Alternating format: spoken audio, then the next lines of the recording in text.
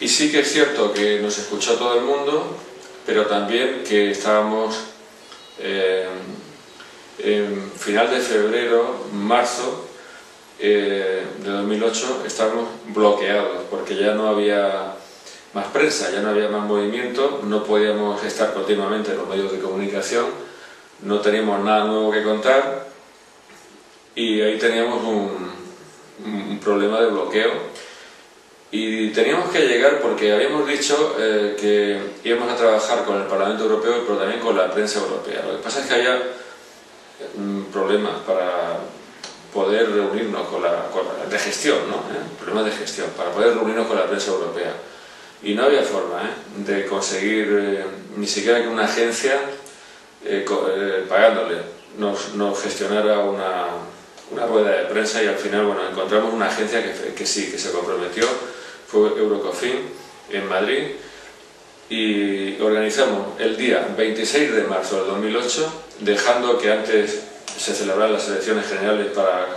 que no nos acusaran de querer influir en el resultado. Organizamos en un hotel del Paseo del Prado de Madrid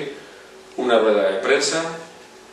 para medios europeos, para medios no españoles. Los españoles, por supuesto, que estaban invitados, pero nosotros queríamos contarle lo que estaba pasando a la prensa europea, para que la prensa europea lo contara. Y bien, hubo corresponsales de los periódicos más importantes de Europa, especialmente Alemania, Reino Unido, y yo me había hecho un PowerPoint explicativo, pero sabía que la audiencia era escéptica, sabía que la ley de costas es una ley muy prestigiada porque pasaba por un texto muy proteccionista con el medio ambiente y yo sabía que cualquiera que se opusiera a la ley o a su aplicación pues era sospechoso de ser un tío de un lobby de ladrillo, de un lobby de los constructores o de los empresarios turísticos y por eso yo sabía que estaban de uñas y sabía que estaban en contra, ¿no? Entonces cuando yo empecé a hablar, lo primero que dije era que esto no tenía nada que ver con una protesta contra la ley, ni con una rebeldía contra la ley, que debía haber una ley de costas, que la ley de costas tenía que garantizar el carácter público de las playas, que esto iba contra los abusos y a continuación en contra, creo, de lo que ellos esperaban, que era pues eso, ¿no? Las quejas de un consejero delegado de una empresa constructora. Lo que hice fue contarles el caso de José Elvira, el besugo, pescador jubilado de Fuerteventura, de un rincón miserable y olvidado y desconocido, Puerto Lajas, que había perdido la visión en un ojo como consecuencia del mosqueo que le entró y de la ansiedad que le entró cuando se enteró de que le iban a tirar la casa por hacer ahí un paseo marítimo y a continuación detrás una urbanización y todo esto. Bueno, muy bien, entonces me entendieron, sí, me entendieron y se demostró con lo que pasó luego, con la información que hubo y tal. Después me vino el de la BBC, le hice ahí una entrevista como pude, chapurreando más o menos un inglés muy malo, y me viene la niña de Televisión Española, que había estado grabando todo, y me dice, vamos a hacer una entrevista rápida para el telediario, que tiene que salir a mediodía. Yo dije, sí, vale, vamos a hacer la entrevista, que está muy bien, muy interesante, pero sabía que no iba a salir nada, que no lo sabía.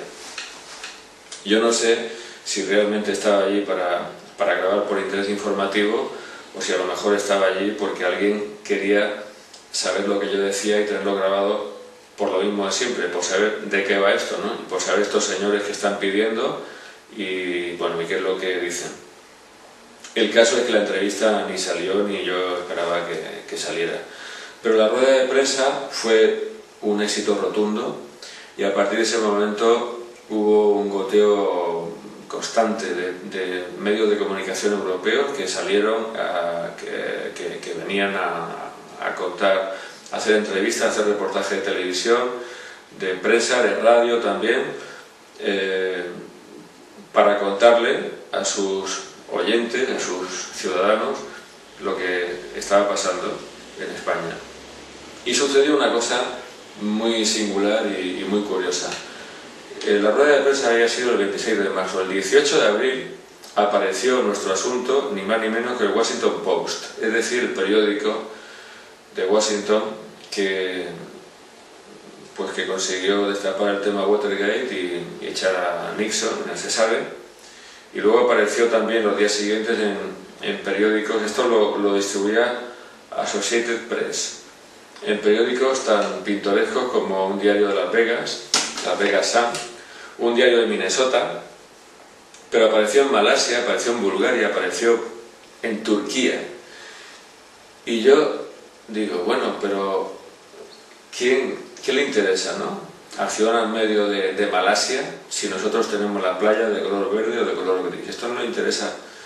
Es que el destinatario de esta noticia no era el lector de ese periódico, eran todos diarios de habla inglesa. Yo creo que, como en el juego infantil, nos había salido un amigo invisible que posiblemente tenía que ver con algún gobierno europeo, y que ese amigo invisible pues había hecho ciertas llamadas y le había dado al tema cierto impulso para que esa información apareciera, porque el destinatario de esa información era el presidente Zapatero. Esos recortes de prensa tenían que aparecer en la mesa del presidente Zapatero para que se diera cuenta de lo que estaban haciendo los ingenieros de costas y para que se diera cuenta de que no podía seguir haciendo las cosas como las hacía.